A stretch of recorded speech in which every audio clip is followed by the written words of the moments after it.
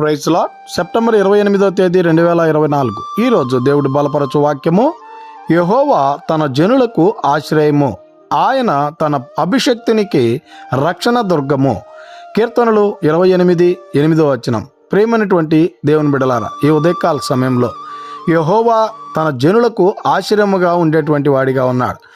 ఆశ్రయం మాత్రమే కాకుండా ఆయన రక్షణ దుర్గముగా ఉండేటువంటి వాడిగా ఉన్నారు.